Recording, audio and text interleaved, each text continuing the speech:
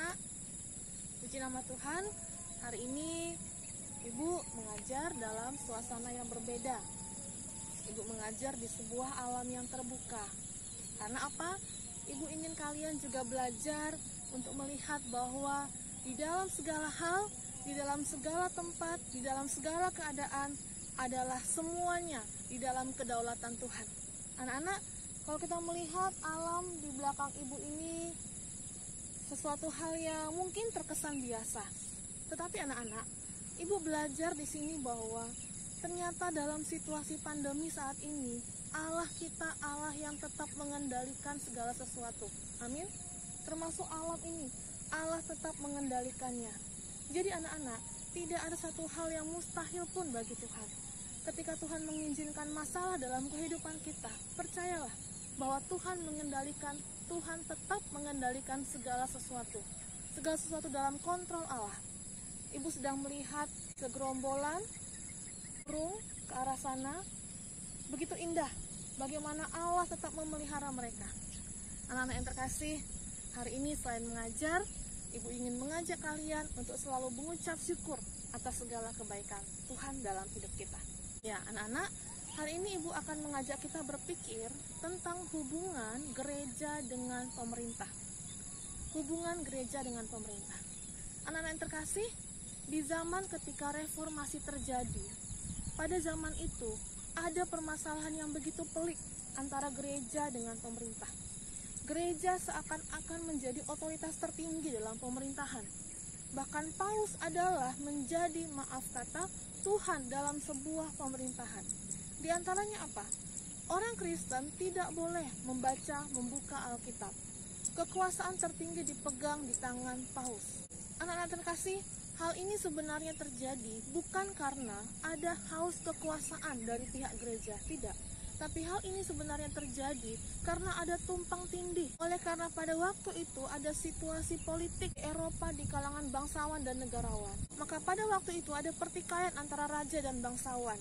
Dan Paus yang waktu itu memiliki otoritas tertinggi akhirnya turun tangan untuk mengambil alih beberapa hal dalam pemerintahan.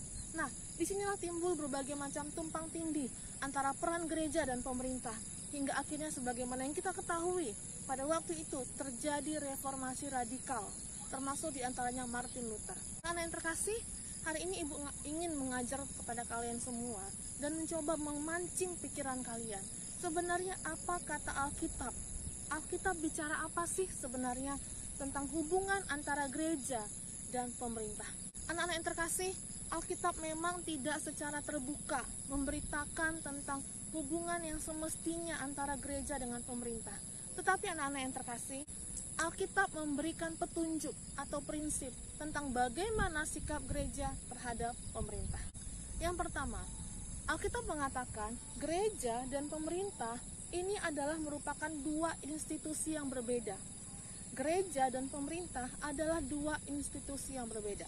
Namun, keduanya, baik gereja maupun pemerintah, adalah dua-dua institusi yang ditetapkan oleh Allah ada di dunia ini. Sekali lagi, yang pertama, gereja dan pemerintah adalah dua hal institusi yang berbeda. Namun, gereja maupun pemerintah adalah dua institusi yang sama-sama ditetapkan oleh Allah. Itu yang pertama. Yang kedua, anak-anak yang terkasih, Alkitab sesungguhnya tidak pernah menentang adanya pemerintahan yang sekuler.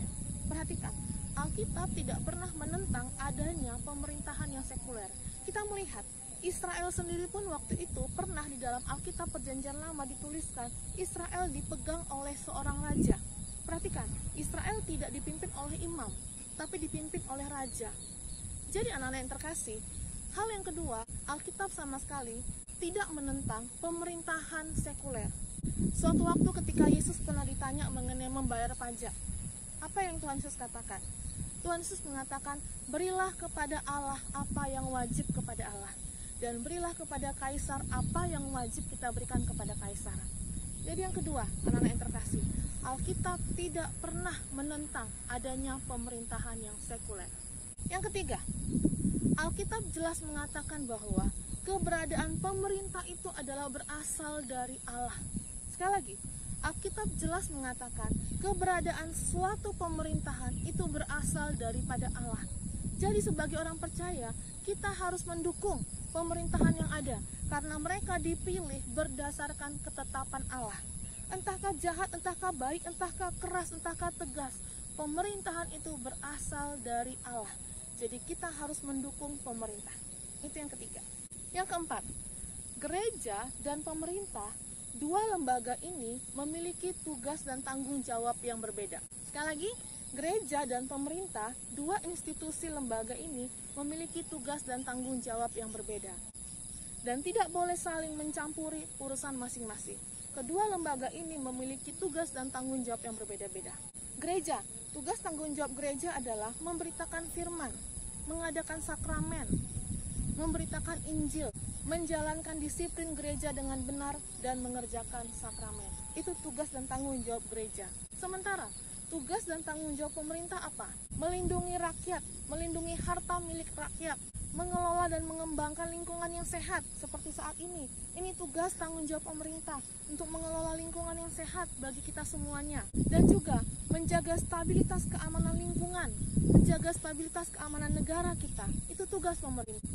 Kemudian, memanfaatkan dan membudidayakan sumber daya alam. Itu adalah tugas pemerintah, bukan tugas gereja. Dan kemudian, menegakkan hukum, menyejahterakan rakyat, melindungi rakyat dengan hukum yang berlaku. Anak-anak yang terkasih, yang keempat adalah tugas tanggung jawab gereja dan pemerintah itu berbeda. Dan masing-masing harus menjalankan tugas dan tanggung jawabnya sebaik-baiknya dan bertanggung jawab di hadapan Allah. Itu yang keempat. Yang kelima, gereja dipanggil oleh Allah untuk menjadi garam dan terang bagi lingkungan pemerintahan. Sekali lagi, yang penting adalah gereja dipanggil oleh Allah untuk menjadi garam dan terang bagi pemerintahan. Artinya apa? Artinya gereja dapat menyuarakan kebenaran Allah bagi pemerintah. Dan ketika pemerintah sudah menyimpang dari kebenaran Allah, maka gereja bertugas untuk menyuarakan suara kenabian, panggilan dari Allah bagi pemerintah, sehingga pemerintah boleh kembali ke dalam jalan kebenaran. Anak-anak yang terkasih, itulah 5 tugas gereja yang kita bisa ringkas demikian. Yang pertama, gereja dan pemerintah adalah 2 institusi yang berbeda. Yang kedua, Alkitab tidak pernah menentang pemerintahan yang sekuler. Yang ketiga, Alkitab mengatakan bahwa keberadaan suatu pemerintah itu adalah berdasarkan kedaulatan Allah, ketetapan Allah. Yang keempat, gereja dan pemerintah memiliki tugasnya masing-masing, memiliki tugas dan tanggung jawabnya masing-masing.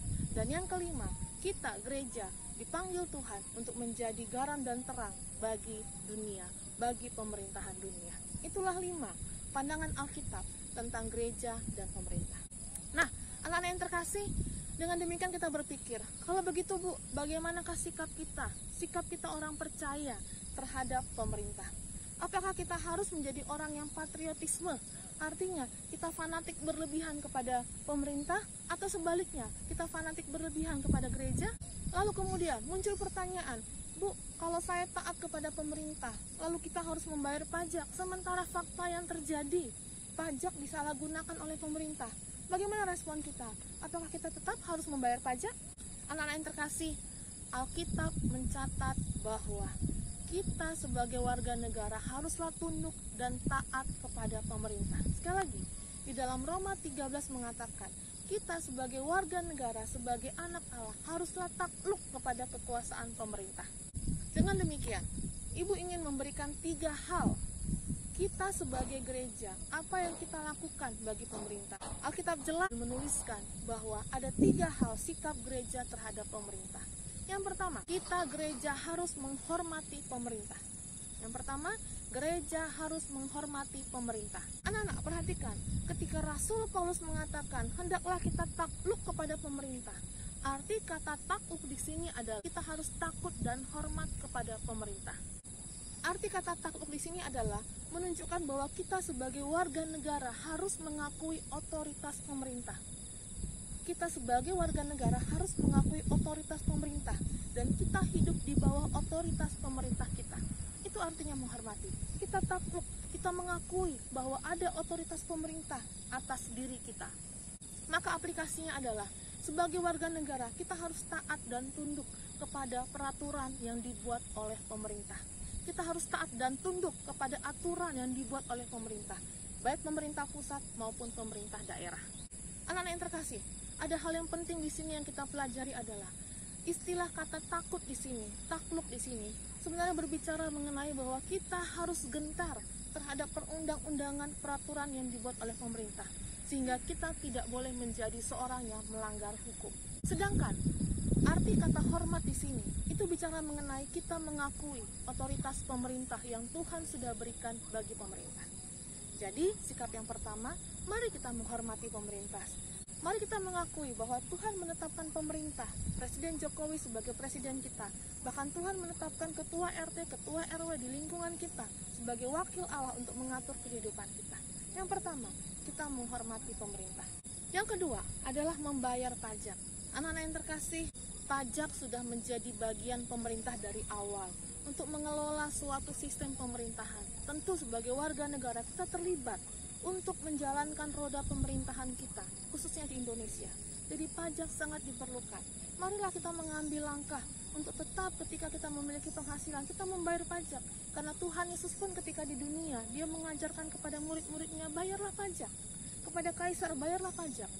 Nah, kemudian ketika kita berpikir bahwa, tapi apakah pajak itu digunakan dengan benar? Anak-anak yang terkasih, saudara yang terkasih, itu bukanlah urusan kita. Biarkanlah itu menjadi tanggung jawab pemerintah kepada Allah. Tanggung jawab kita adalah membayar pajak. Apakah pajak dikelolakan sebagaimana? Itu adalah urusan pemerintah kepada Allah. Kita percaya bahwa Allah di atas pemerintah, Allah berdaulat di atas pemerintah. Jadi anak-anak, ketika kita sebagai orang Kristen membayar pajak, itu adalah sebuah aplikasi bagaimana kita sebenarnya taat kepada Tuhan, taat kepada firman Tuhan. Dan yang terakhir, bagaimana sikap kita terhadap pemerintah?